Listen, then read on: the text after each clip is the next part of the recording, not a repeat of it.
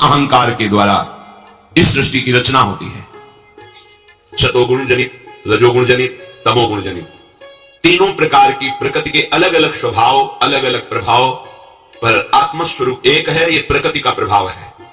पंचभूत, मन, बुद्धि, अहंकार, ये अष्टधा अपरा प्रकृति है और जीव भगवान सच्चिदानंद श्री हरि का।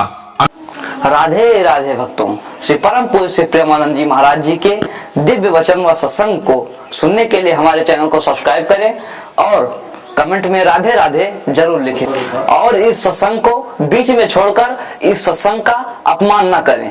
जो गुरुदेव भगवान के वाणी व मुख से निकलता है वो हम आप तक पहुंचाने का प्रयास करते हैं। दोस्तों, इन्हीं दिव्य वाणी को सुनने के लिए हमारे चैनल को अभी तुरंत सब्सक्राइब करिए और कमेंट में राधे राधे जरूर लिखिए। राधे राधे। भगवत स्वरूप है। पूरे दिन ये सृष्टि का विस्तार होता रहता है। फिर जब रात्रि का समय आता है उसे प्रलय कहते हैं। ब्रह्मा जी का समय 4 अरब 32 करोड़ वर्ष का एक दिन होता है। अपने मनुष्य वर्ष से 4 अरब 32 करोड़ वर्ष का एक दिन होता है और 4 अरब 32 करोड़ वर्ष की एक रात्रि होती है। दिन में सजाते हैं संसार को और रात्रि में प्रलय होती है। ऐसे एक दिन रात फिर एक वर्ष, ऐसे 100 वर्ष की आयु ब्रह्मा जी की। जब 100 वर्ष की आयु होती है तब महाप्रलय होता है। ब्रह्मा का भी नाश हो जाता है। नाश का तात्पर्य जो ब्रह्मा स्वरूप है वो भी लय होकर हरि में लीन हो जाता है। केवल हरि, केवल हरि, दूसरा कोई नहीं। तो जब रात्रि का समय आता है 4 अरब 32 करोड़ वर्ष बाद, तब प्रलय होती है। कितना भयानक कष्ट है प्रलय में। हमें तो कष्ट ही कष्ट है।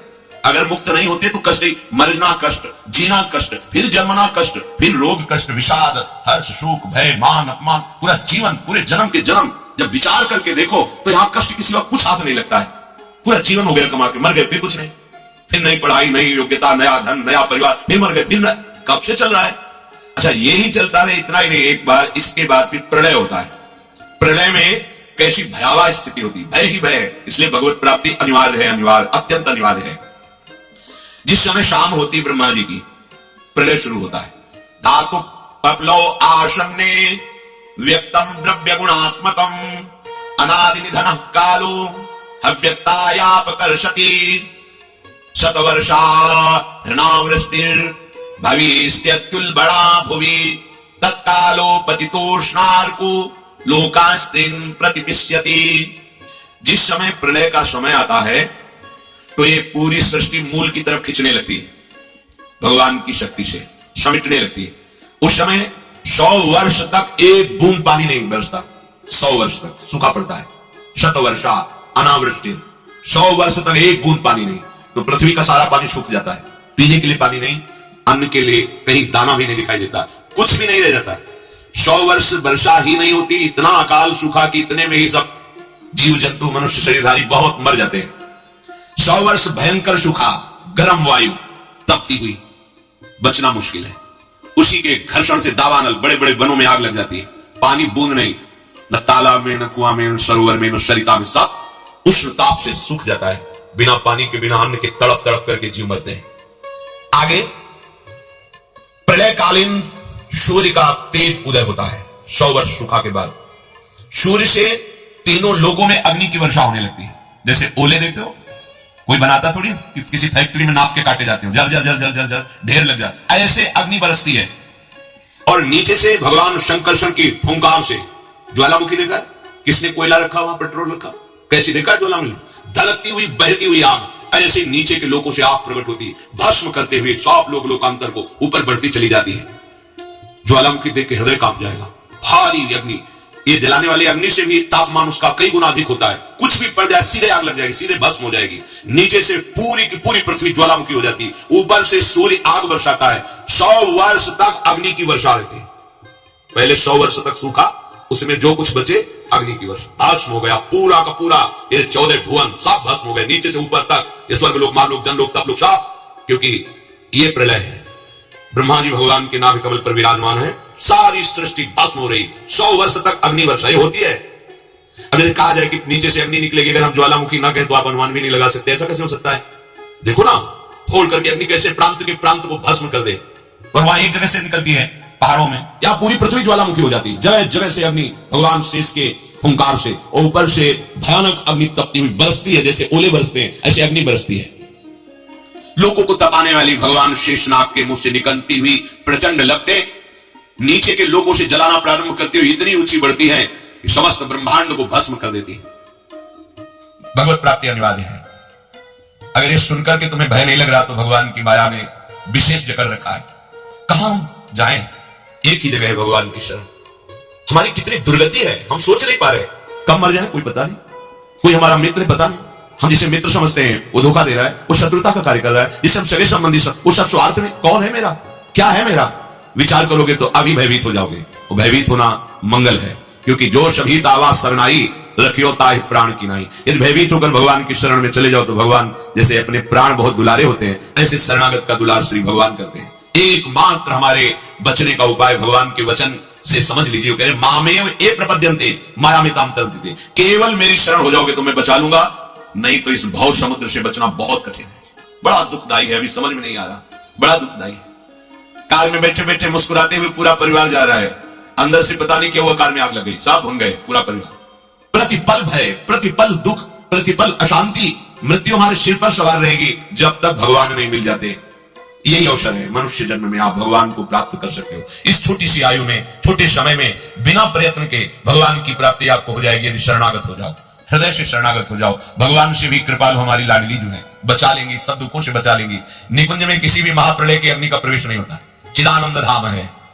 किंचन मात्र माया पवन का प्रवेश नहीं है, ब्रह्मा के द्वारा रचित नहीं है, शेष भगवान के फण पर नहीं है, चिदानंद धाम है। वहां हमें बुला लेंगे श्री जी, और वहां बुला के लेंगे, हम पहुंच चुके हैं, बस सावधान हो जाए, पीछे न लौटे। तो हम आ गए हैं, श्री जी के दरवाजे पे आ गए हैं। और जो इस द्वार पे पड़ रहता है वो फिर निहाल हो जाता है। महारानी जी के द्वार पे आ गए, घर पे इसलिए नहीं कह रहे अंदर, ये अभी नेत्र खुले नहीं है तो तुम देख नहीं पा रहे हो, कहोगे कहां श्री जी हैं, तो अभी दरवाजे पे आ गए, इतना विश्वास कर लो। और निरंतर रसिकों की आज्ञा में रहो, एक कदम भी आज्ञा के विमुख न रखो, तो बिना किसी प्रयास के तुम्हें श्री जी की प्राप्ति हो जाएगी, पक्का मानो। बिना प्रयास के, बस तुम्हारे अंदर एक धारणा बन जानी चाहिए, अब आज्ञा के बिना हमारा कदम नहीं बढ़ेगा। अब जो ही कहें करें हम सोई, बस इसके परिणाम स्वरूप लाड़ लीजिए, आपको कृपा करके अपने निकुंज में बुला लेंगे जहां माया का प्रवेश ही नहीं है। ये सब मायाकृत सृष्टि का प्रलय होता है। बोलो 100 वर्ष तक हाहाकार मच गया, नीचे से अग्नि, ऊपर से अग्नि, और 100 वर्ष पानी नहीं गिरा तो सब सूखा। अब कौन बचा? सब भस्म हो गया। अकाल में ही 100 वर्ष में सब स्वाहा हो गए, जो कुछ बचे वो अग्नि की वर्षा से नष्ट हो गए। सांवर्तको मेघ गणो वर्षति स्म शतम समाः धाराभिर हस्ति हस्ताभिर लीयते सलिले विराट। 100 वर्ष अग्नि के बाद फिर प्रलयंकारी मेघ, जिनको सांवर्तक कहते हैं, वो हाथी की सूंड की समान धारा बरसाते पानी की। 100 वर्ष तक निरंतर धाराभिर हस्ति हस्ताभिर लीयते सलिले विराट, हाथी की सूंड के बराबर बूंदे नहीं, धारा, पूरी सृष्टि जलमग्न, ये पूरा विराट ब्रह्मांड जल ही जल हो गया, कुछ नहीं बचा, केवल जल। नीचे के लोगों से लेकर ऊपर तक केवल जल ही जल। पहले सूखा में नष्ट, फिर आग की वर्षा में सब भस्म, फिर जल ही जल। उस समय ब्रह्मा अपने ब्रह्मांड को छोड़ करके उस कमल पर विराजमान होते जो भगवान के नाभ में विराजमान है। ये रात्रि हुई, ब्रह्मा जी की, सो गए, सब नष्ट हो गया। वायु पृथ्वी की गंध को खींच लेती, जिससे पृथ्वी भी नहीं रह जाती, वो जल रूप हो जाती है। और वही वायु जल के रस को खींच लेता है, तब जल अपने कारण अग्नि में समा जाता है, और अग्नि को अंधकार में जितना तेज है वो सब छीन लेता है। अग्नि वायु में लीन हो जाती है, वायु रूप हो जाती है। वायु की शक्ति को, प्रवाह को आकाश छीन लेता है, वो आकाशमय हो जाती है। तदनंतर ईश्वर आकाश के गुण शब्द धारण कर लेता है, तो तामस अहंकार में लीन हो जाता है। इंद्रियां, बुद्धि राजस अहंकार में, मन सात्विक अहंकार में, ये महाप्रलय हो गया। अब कुछ नहीं बचा। ब्रह्म, जब पूरी ब्रह्मा जी की आयु हो जाती है तो अहंकार महातत्व में लीन हुआ, महातत्व मूल प्रकृति में, मूल प्रकृति ब्रह्म में, अब केवल ब्रह्म बचा। न ब्रह्मा बचे न ब्रह्मांड बचा, सब नष्ट हो गया। महाप्रलय, प्रलय रात्रि ब्रह्मा की, महाप्रलय ब्रह्मा का विनाश। ये सृष्टि स्थिति संहार करने वाली भगवान की अचिंत्य माया है। ये रहट जैसे चलता है ऐसे चलती रहती, कभी दिन कभी रात, कभी प्रलय, कभी सृजन और कभी महाप्रलय। ये बात सुनकर के बड़ा भय लगता है, कैसे निकले इस माया से। यथैतामैश्वरीं मायां दुष्टरा मखतात्म भी तरंत्यंजा स्थूल धियो महर्षि इदमुच्यताम। हे महर्षियों, ये माया की बात सुनकर तो बड़ा डर लग गया। यही शास्त्र का प्रभाव होता है, संतों का प्रभाव होता है कि जिस डर में तुम सुखी होकर खेल रहे हो उसमें वास्तविकता का तुम्हें भान हो जाए और भाग पड़ो भगवान की तरफ। एक महान लाल स्वामी हुए हैं पूर्व में, तो पहले ब्याह के लिए जाया जाता था तो राजकुमार की तरह अस्त्र शस्त्र पूरा। जब ब्याह के लिए पाक बांध करके गए और भावर का समय आता है तो उस जो विद्वान पानी ग्रहण संस्कार कराने के लिए गए थे पंडित जी, उन्होंने कहा लाल जी सावधान।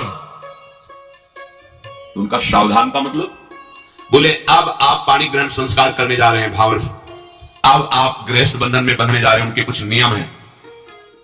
वर की तरफ से कुछ 7 वचन, लड़की की बड़ा शास्त्रीय विधान रहता था। तो अभी हम बंधे नहीं, अब भावर फेरने जा रहे हो, पानी ग्रहण संस्कार होगा, आजीवन के लिए तुम्हें यह बंधन स्वीकार करना पड़ेगा। जो ब्याह वो लोग शंका लगी है, उनका नहीं, पानी ग्रहण के बाद बोले अब लगी है तो लगी। पहले अच्छा, पहले बाथरूम की व्यवस्था ली थी, बाहर तो दूल्हा है तो 1-2 लोग गए, उनका भाई लव शंका तो कर ले, बस वो शंका निवारण के लिए वहीं से अपना पागवाग उतारा। बोले जब सावधान तो सावधान, अब क्या बनना। बहुत बड़े संत में एक बार तुम्हारी समझ में आ जाए कि तुम जिसे सुख समझते हो वो दुख में कूदने जा रहे हो, वो बंधन है। अगर गृहस्थी में भी जाओ तो हरि का आश्रय लेकर भजन करते हुए जीवन व्यतीत करो, नहीं तो बहुत दुख भोगना पड़ेगा। मरना कोई समस्या का हल नहीं है। जो अपने अज्ञानी लोग सोच लेते चलो मर जाएंगे, झंझट खत्म हो जाएगी। नहीं, ये झंझट मरने से खत्म। मरना क्या है? एक स्वप्न है, आंख खुलेगी फिर नया जन्म, फिर नया प्रपंच, फिर नया दुख। कैसे कैसे दुख है। शरीर है पर चल नहीं सकते, एक कदम भी उठाना है तो दूसरा, कैसा जीवन। पूरे जीवन आंख नहीं है, कुछ देख नहीं पा रहे, कान नहीं, कुछ सुन नहीं पा रहे, जवान नहीं, कुछ बोल नहीं पा रहे। खाने की व्यवस्था है, लीवर फेल हो चुका है, लीवर बढ़िया, भोजन की व्यवस्था नहीं। देखो ना, भोग रहे हैं, तृष्णा बढ़ रही है, कामना बढ़ रही है, तृष्णा कामना से पीड़ित होकर अधर्माचरण किया, जेल भोग रहे, नरक भोग रहे। क्या है ये प्रपंच? जहां कभी विचार करने का समय कहां देती माया, वो तो प्रवाह में बस बहाए चली जा रही। बड़े भाग्यशाली जन हैं जिनको सत्संग मिलता है, शास्त्र स्वाध्याय मिलता है, विचार करने का अवसर मिलता है। प्रश्न हुआ कि जिन्होंने मन को भोगों में फंसा रखा है, मन पर विजय नहीं प्राप्त की, इंद्रियों को विषयों से विलग नहीं किया, शरीर में अहम बुद्धि रखते हैं, वो इस प्रबल माया से, प्रचंड माया से कैसे मुक्त हो सकते हैं? कोई उपाय है? जिनका मन वश में नहीं हुआ, जिनकी इंद्रियां भोगों में लगी, शरीराभिमानी हैं, हम सब इसी कोटि के हैं। देख लो ना, बातें चाहे जितनी बनाओ, शरीर को हम अपना स्वरूप मानते हैं, मन इंद्रियों के भोग को हम अपना सुख मानते हैं। कितना बड़ा ज्ञान है। इंद्रियां भोगों को भोग रही है, मन भोगों का संकल्प करवा रहा है, शरीर चेष्टाएं कर रहे, फंसाप रहे हो। आप कहीं भी नहीं है भोग में, पर फंसाप रहे हो। यही माया फंसाई है। आपको किसी भी भोग की आवश्यकता नहीं, आप चिदानंद सुख स्वरूप है। ये भुला देना ये माया कार्य है, और ये स्मृति आ जाना भक्ति का कार्य है, ज्ञान का कार्य है। गीता सुनने के बाद नष्टो मोहा स्मृति लब्धा, अपने स्वरूप की स्मृति आ गई, भगवत स्मृति जागृत हो गई। तो इनका कैसे माया से मोक्ष हो सकता है? जो शरीराभिमानी है, मन निग्रह नहीं किया, इंद्रियों के भोगों में जो रमण कर रहे, तो बोले पहले विचार करना चाहिए। विचार शब्द सबसे पहले आया। अच्छा, ये विचार कहां से प्रकट होता है? ये विवेक से होता है, विवेक से विचार होता है। बुद्धि तो बेकार की बात है, यही तो हमें फंसाया बुद्धि, यही तो निश्चय करती इसमें नहीं, उसमें सुख है, वहां उस पद में सुख है, उस संपत्ति में, यही तो बेईमानी कर रही बुद्धि। अब बुद्धि के ऊपर कोई बैठे तब समझ में आए, वो है विवेक। और ये विवेक केवल साधु संग से मिलता है। बिन सत्संग विवेक ना होई, और सत्संग केवल भगवत कृपा से मिलता है। ये आपके प्रयास से नहीं, आपके भाग्य से नहीं है। बिनु सत्संग विवेक ना होई, और राम कृपा बिनु सुलभ न हुई। सत्संग मिल गया, मानो हमारे ऊपर भगवान की विशेष कृपा हो गई। अब इस विशेष कृपा में विवेक जागृत होता है, फिर उससे विचार होता है। कहते विचार करके देखे कि ये जो स्त्री पुरुष का आकर्षण है, अनादिकाल से ये चला रहा है, प्रकृति का पुरुष के प्रति आकर्षण। ये संसारी मनुष्य इसी आकर्षण में सुख की भावना से दुख में बंधता चला जाता है। बहुत बड़ी विचित्र लीला भगवान की है, बहुत। इसीलिए चूंकि जो जिनका विवेक जागृत हो, देख के वो कांप जाते हैं, कितनी विचित्र लीला है। किसी एक जगह साधक रहते थे, भ्रमण के समय की बात है।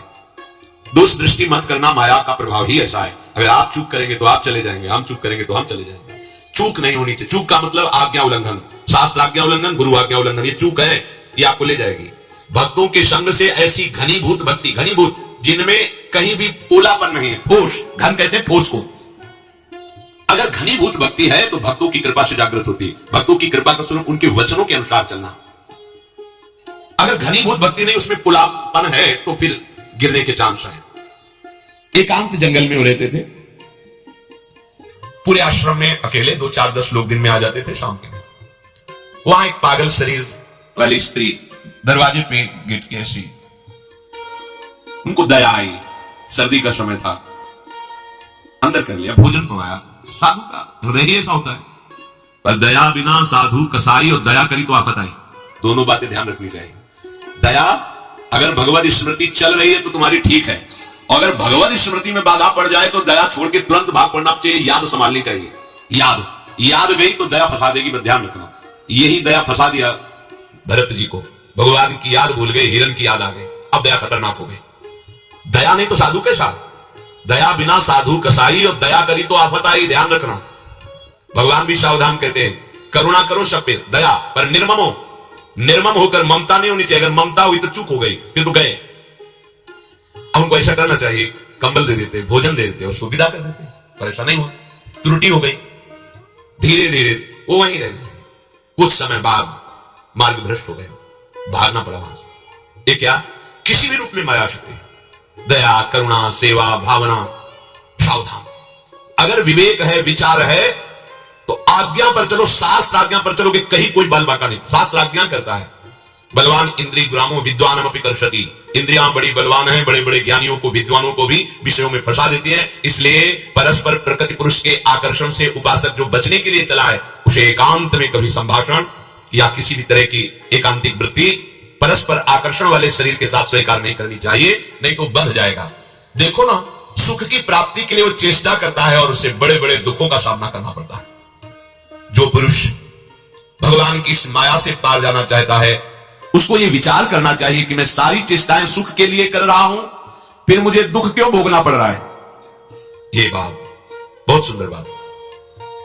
कर्मण्या रभमाणानाम दुख हत्यै सुखाय च। मैं तो कर्म जितने भी कर रहा हूं सुख के लिए कर रहा हूं, फिर मुझे दुख क्यों भोगना पड़ रहा है। इसका मतलब जिसे हम सुख समझ रहे हैं वो दुख है। दुखालयम, भगवान कह रहे दुख यो नया, इससे प्रकट ही दुख होता है। देखो, विचार करना चाहिए। नित्यार्थिदेन वित्तेन दुर्लभेन आत्म मृत्युना गृहा प्रत्याप्त पशुभि का प्रीति साधित चलई। एक धन को ले लो, इसमें हमारी सुख बुद्धि हो गई, दिन दिन इसको बढ़ाने की अंदर लालसा बढ़ी। अब चाहे पाप से कमाई हो, चाहे हिंसा से, चाहे व्यभिचार से, अक्षरशः सत्य है, अपने हृदय को नाप के देख लेना, शास्त्र है। इसके पाने के लिए बड़ी बड़ी कठिन क्रियाएं, दुखद क्रियाएं करता है। इसी बात से तो घृणा हुई थी पिंगला जी को। जनकपुरी में, विदेह राज की नगरी में, ये वैश्यावृत्ति करती थी, अपने शरीर को बेच करके धन कमाना। शरीर को सजा करके दरवाजे पे बैठी, जो व्यक्ति आता सोचती मेरे ही पास आ रहा है, मुझे धन प्रदान करेगा। 12 बज गए रात्रि तक, कोई नहीं आया। हर व्यक्ति को इसी भावना से देखती, जल गया हृदय। एकांत से धिक्कार है मेरे इस जीवन को। हमारे हृदय में प्रभु बैठा हुआ है, मैंने आज तक उसे, मैं विदेह राज की नगरी में रहती हूं, ज्ञानियों की नगरी में, और कितना निकृष्ट आशा, शरीर से भोग, भोग से धन, धन से फिर भोग। अब नहीं, देखो इतनी महान हो गई कि भगवान दत्तात्रेय जी ने 24 गुरुओं में एक गुरु पिंगलादि को भी माना, और चतुरासी जी जैसे रस समुद्र ग्रंथ में, वाणी जी में महाप्रभु ने पिंगला का उदाहरण दिया। ये